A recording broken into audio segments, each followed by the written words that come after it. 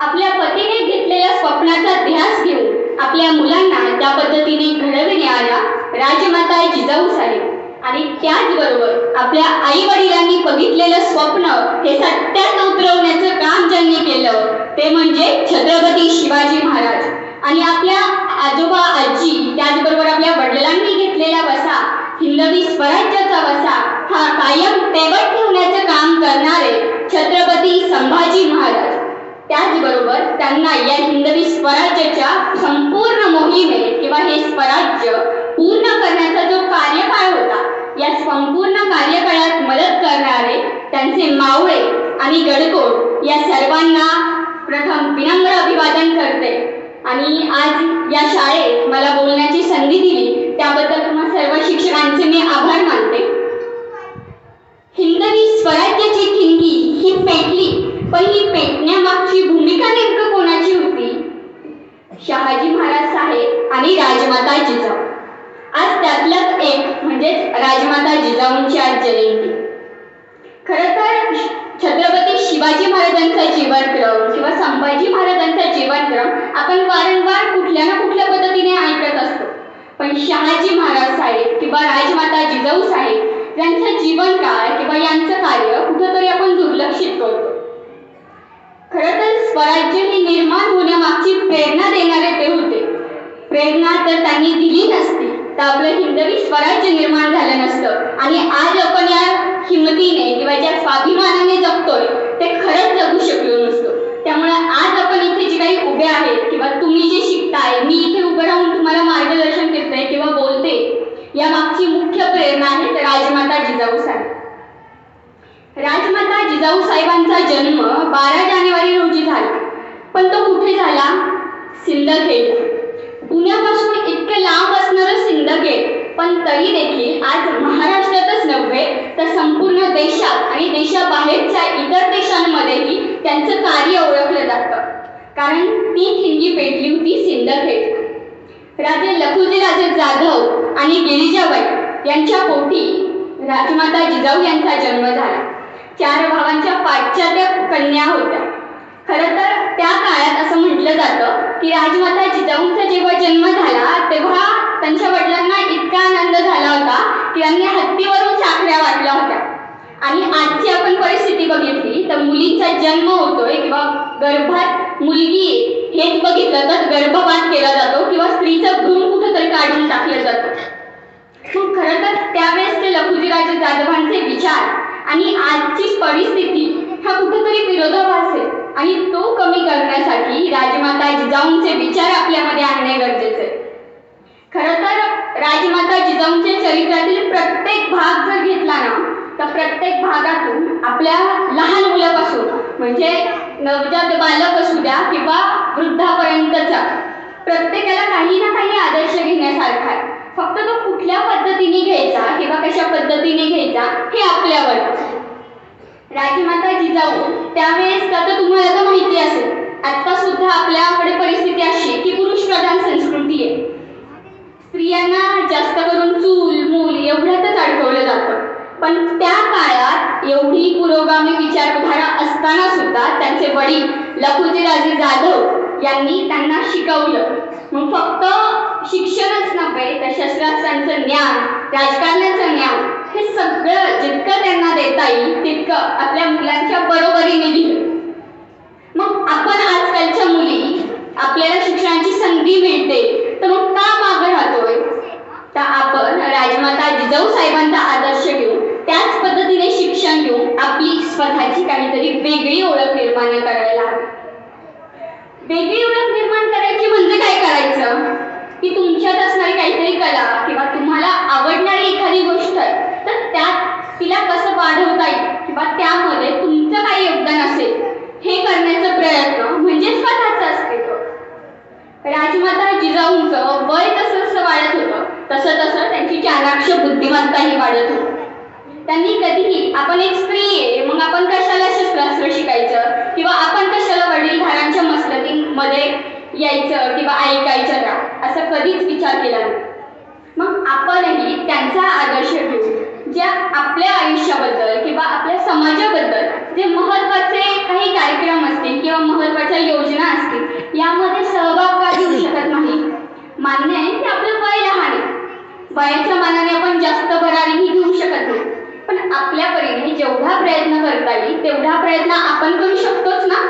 राजमाता जिजाऊंचं लग्न झालं त्यावेळेस तुम्हालाही माहीत असेल की जुन्या काळात लग्न ही 10 वर्षाच्या आतच व्हायची. मग एवढ्या लहान असताना देखील त्या जर त्या मसलतींमध्ये सहभागी होत असतील तर आज आपलं वय तर त्यांच्यापेक्षा कितीतरी जास्त आहे. मग आपण का विचार करू शकत नाही? त्याचबरोबर राजमाता जिजाऊ साहेबांनी त्यांच्या घरात किंवा त्यांच्या वाड्यात एका स्त्रीवर अन्याय झाला होता, बदअमल केला होता एका मुघल सरदाराने. तर त्याला रोखण्यासाठी त्यांनी तलवार हातात घेतली होती. आणि आजच्या आपण मुलं काय करतो, एखाद्या मुलीकडे वाकड्या नजरेने बघत असेल त्याला प्रोत्साहन देतो, स्वतः हसत खिदळत बसतो. हे कुठंतरी चुकीचं आहे ना?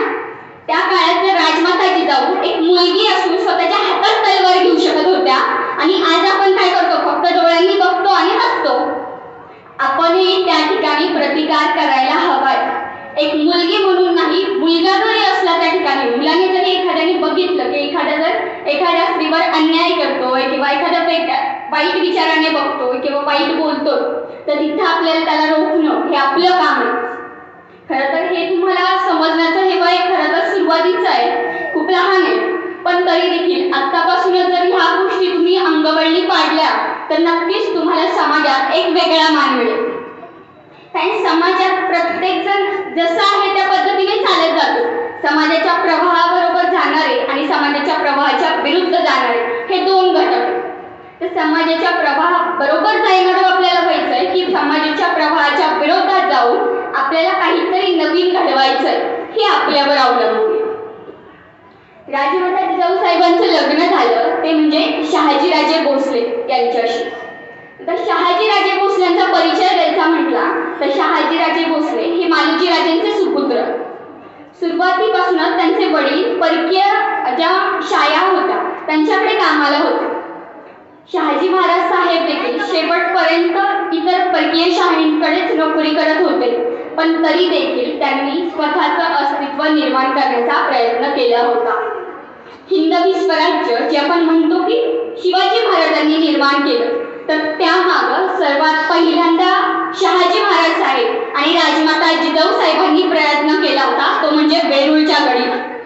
त्यांनी थोड्याशा प्रमाणात का होईना हिंदवी स्वराज्य किंवा स्वतःचं वेगळं अस्तित्व निर्माण केलं होतं. पण त्यावेळेची परिस्थिती अशी होती की आपापसातच मतभेद जास्त होते आणि त्यामुळे कुठेतरी ते हिंदवी स्वराज्य जास्त दिवस टिकू शकलं नव्हतं. पण तरी देखील तो प्रवास सुरुवात केली होती त्यांनी. तर त्या काळात जी त्यांना माणसं जोडीला मिळाली ती शेवटच्या श्वासापर्यंत एकत्र होती. आणि आज आपण काय करतोय, आज एक मैत्रीण असती, उद्या दुसरा मित्र असतो, परवा तिसराच कोणीतरी असतं. आपले जे खास मित्र आहेत किंवा आपल्याला ज्यांचे विचार आवडतात किंवा ज्यांचे विचार आपल्यासाठी समाजासाठी योग्य पद्धतीचे आहेत ना त्यांना कायम आपल्याशी धरून ठेवायचं असतं. मग भलेही काही मतभेद असू द्या, मतभेद असलेले एक वेळ चालतील पण मनभेद असायला नको. राजमाता जिजाऊंचं हेच म्हणणं होतं. शहाजी महाराजांसोबत त्यांचा ज्यावेळेस विवाह झाला त्यावेळेस सुरुवातीला त्यांनी एकमेकांना असं वचन दिलं होतं की आपण काहीतरी वेगळं या समाजासाठी करायचं, या समाजाला अन्यायाच्या वेढ्यातून बाहेर काढायचं आणि जर आपण हे करू शकलो तरच आपण खऱ्या अर्थाने नवरा बायको आहोत. लग्नाच्या वेळेस सप्तवचन देतो हे आपण सगळेच ऐकतो, पण त्या सप्तवचनांच्या पलीकडे जाऊन राजमाता जिजाऊ साहेब आणि शहाजी महाराज साहेब यांनी एकमेकांना वचन दिलेलं होतं स्वराज्याचं. आणि ते कोणासाठी? आपल्यासारख्या समाजासाठी. तेही कुणी काही मोठे मातब्बर नव्हते, त्यावेळेसची त्यांची परिस्थिती इतकी काही श्रीमंत नव्हती. पण आहे त्या परिस्थितीतून आपण समाजासाठी काय करू शकतो हा त्यांचा जो गुण आहे तो आपण सर्वांनी घ्यायला हवा. हिंदवी स्वराज्य हे निर्माण होण्याची प्रक्रिया सुरू व्हायला बराच वेळ गेला. या काळात त्यांनी अनेक जडणघडण बघितल्या, पण या जडणघडणी त्यांनी वेगवेगळ्या पद्धतीची माणसं आपल्या सोबत घेतली. ज्या गोष्टी वाईट घडल्या त्यातून अनुभव घेतला आणि ज्या गोष्टी काही चांगले घडणाऱ्या होत्या तर त्यांना तसंच पुढे चालू ठेवलं. जर त्यांनी ते चालू ठेवलंच नसतं तर हिंदवी स्वराज्य निर्माण झालं असतं का? नाही. हिंदवी स्वराज्य निर्माण करण्यासाठी त्यांनी मुळात प्रयत्न केले आणि म्हणूनच आपलं हिंदवी स्वराज्य साकार झालं. आपल्या पुण्याची परिस्थिती ज्यावेळेस राजमाता जिजाऊ साहेब पुण्यात आल्या होत्या सुरुवातीला. तर आज जे आपण इतकं बहरलेलं पुणे बघतोय ते काही नव्हतं, पूर्ण बेचिराग झालेलं पुणे होतं. आणि या पुण्याला शाप मिळाला होता असं म्हणायचे. नांगरणी सुद्धा करत नव्हते. जी शेती किंवा जी लोक इथं मुळं आधीपासून होती ती सुद्धा पुन्हा सोडून जायला लागलेली होती. आणि अशा काळात राजमाता जिजाऊ साहेबांनी सोन्याचा नांगर आपल्या याच पुण्याच्या भूमीत फिरवला आणि तिथून पुढे आपला पुणे खऱ्या अर्थाने नावाला येऊ लागला. त्या आधी पुण्याचा बराचसा काळ हा त्या शापामुळे किंवा शाप दिलेला आहे या अंधश्रद्धेपोटी कुठेतरी नाहीसा झाला होता. पण हे पुणे आजचं जे आपलं पुणे बघतोय ना आपण, ते त्या काळात काहीतरी वेगळंच होतं. आणि ते पुणे आजच्या पुण्याला अनुसरून होण्याकरता प्रयत्न राजमाता जिजाऊ साहेबांनी केले. आज आपण काय करतो, एखादा बुवा बाबा येतो, तो काहीतरी अंधश्रद्धा सांगतो, हे करा तुम्ही पास होता, हे करा तुम्हाला जॉब मिळेल, तुम्ही हे केलं तुमचं लग्न जमेल, काहीतरी असा आपल्याला जे हवे किंवा जे आपण म्हणतो एखादा बिझनेस जरी करायचा म्हटला तर काहीतरी आपल्याला समोरच्याचा विश्वास जिंकून घ्यावा लागतो. तर तशा पद्धतीने ते लोक आपला विश्वास जिंकून घ्यायचा प्रयत्न करतात आणि आपण त्या अंधश्रद्धांना बळी पडतो.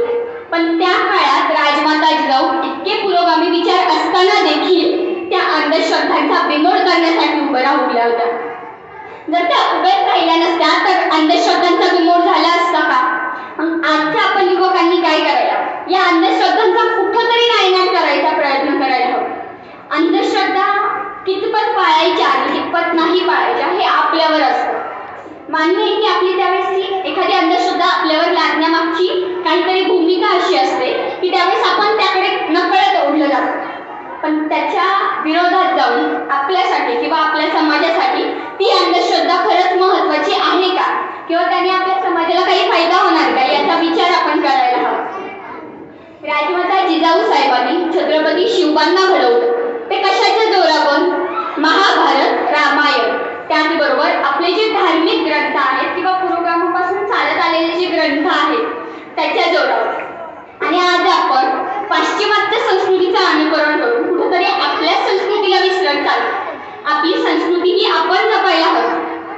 इथं कोणत्याही धर्माचे असू द्या, कुठल्याही जातीपातीचे असू द्या, पण मानवता हा विचार हा आपल्या मनात ठेवत असायला हवा. इतर कोणीही कोणत्याही जाती धर्माचे असू द्या, आपल्याला जाती धर्माशी घेणं देणं नाहीये. आपल्याला तो समोरचा जो व्यक्ती आहे तो माणूस म्हणून आपण त्याच्याकडे बघायला हवं.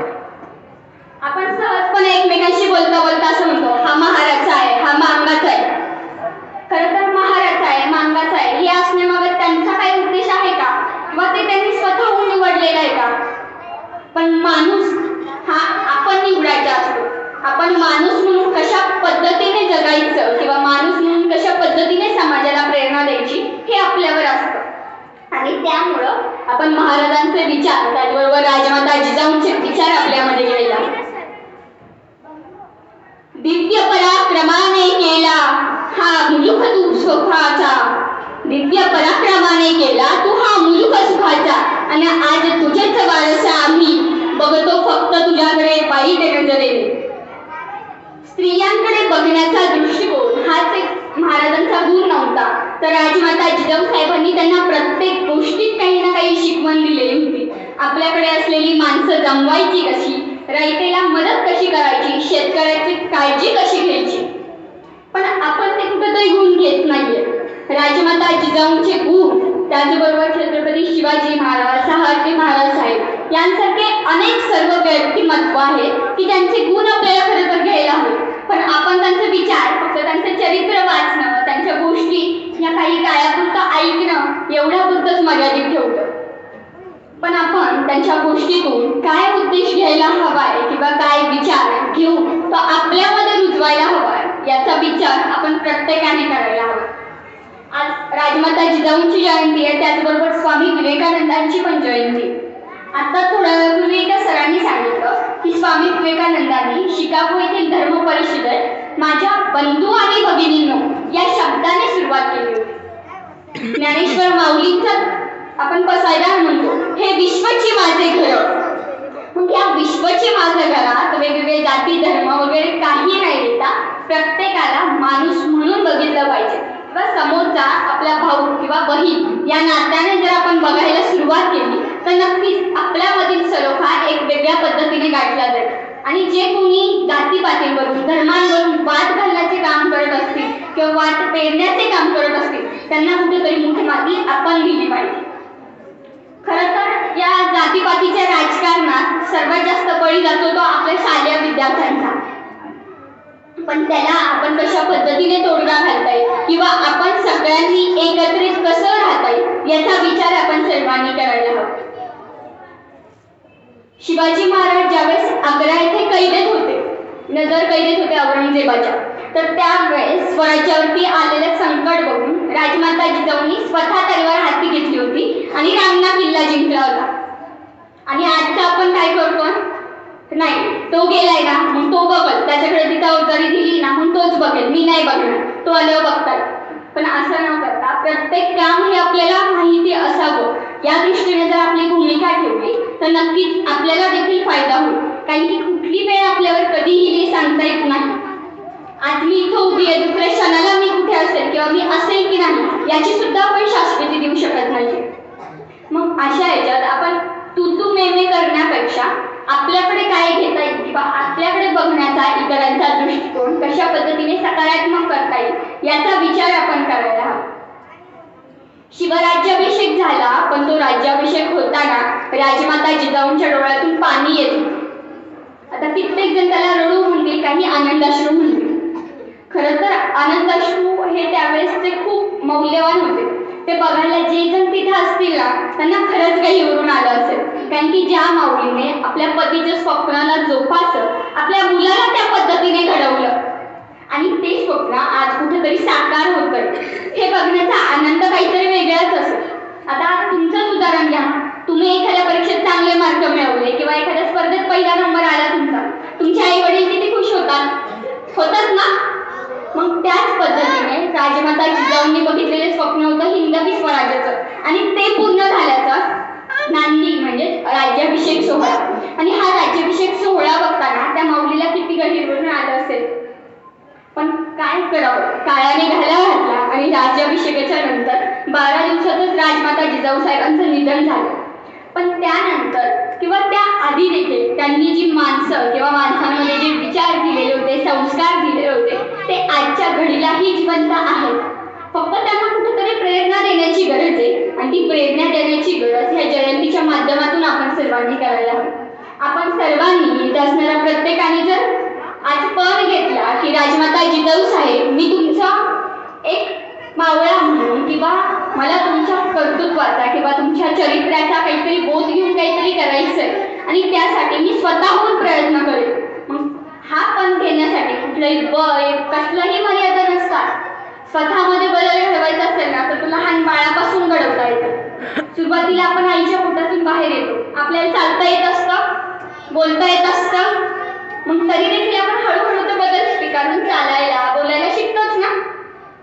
मग त्याच पद्धतीने समाजात काहीतरी वेगळं करायचं असेल तर आपल्याला काहीतरी भूमिका घ्यायला पाहिजे ना. मग ती भूमिका घेण्याचं काम इथे असणाऱ्या प्रत्येकाने घ्यायला हवं. मग ते मुलांनीच नाही, शिक्षकांनी म्हणा किंवा तुमच्या पालकांनी, तुम्ही तुमच्या मित्रमैत्रिणी, पण तुम्ही तुमच्यामधला एकोपा हा टिकवून ठेवा. राजमाता जिजाऊ साहेबांचं एवढंच म्हणणं होतं की तुम्ही तुमच्याकडे असलेली माणसं ही तुमची ताकद आहे आणि तुम्ही तुमच्याकडे असलेली माणसं जर एकमेव पद्धतीने टिकवू शकला ना मग तुम्ही जग जिंकू शकता. आणि ते जग जिंकण्यासाठी फक्त तुम्हाला माणसांची गरज आहे, माणसांची मनं आपल्याकडे जोडून घ्यायची गरज आहे. राजमाता जिजाऊ साहेबांना आजच्या निमित्ताने, आजच्या जयंतीच्या निमित्ताने मी एवढंच सांगू शकेल की मासाहेब मान्य आहे मला की मी तुमचे चरित्र जास्त सांगू शकत नाही, पण चरित्र सांगण्यापेक्षाही तुमचे विचार हे समाजापर्यंत पोहोचवण्याचं मी जे काम करते त्यात नक्कीच मी जे बोलते त्यातून एखादाच जण तरी काहीतरी प्रेरणा दिला आणि तो त्या पद्धतीने वाटचाल करेल. आणि जर तो एक जण बदलला तर त्याच्या आसपासचे हळूहळू बदलायला वेळ लागणार नाही. राजमाता जिजाऊ साहेबांची जयंती आज आपण फक्त त्यांना हार फुलं घालण्याबद्दल किंवा त्यांची माहिती सांगण्यापुरती मर्यादित न ठेवता त्यांचे विचार आपल्यामध्ये घेण्यात ही खरी जयंती. आता सर थोडा वेळापूर्वी बोलले की बड्डे आणि जयंती यात फरक असतो. बड्डे हा जिवंत माणसांचा आपण करतो आणि जयंती ही काही कारणावश ते आपल्यामध्ये नाही आहेत अशा व्यक्तींची आपण करतो. पण ती जयंती करण्यामागचा उद्देश काय आहे की त्यांचे विचार आजतागायत तेवत ठेवले. या तेवत ठेवण्याला आपण कुठेतरी तेल देणं, ज्या पद्धतीने रामायणात आपण म्हणतो की सेतू बांधायचा होता रामांना, त्यावेळेस खारुताईने देखील तिथे कष्ट दिले होते. ती तिच्या पाठीवर धूळ किंवा माती आणायची आणि ती झटकायची, तेव्हा त्या माती किंवा समुद्रात दगड तरले होते. तर त्याच पद्धतीने आपण थोडासा खारुताईचा वाटा आपल्यातून का घेऊ शकत नाही आणि आपल्या समाजाला एकसंध ठेवण्यासाठी प्रयत्न का करू शकत नाही. तर हा विचार आपण सर्वांनी करायला हवा.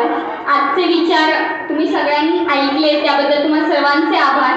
त्याचबरोबर मला इथे बोलण्याची संधी दिली त्याबद्दल मुख्याध्यापिका मॅडम आणि इतर सर्व सहकारी शिक्षकांचे मी मनापासून आभार मानते.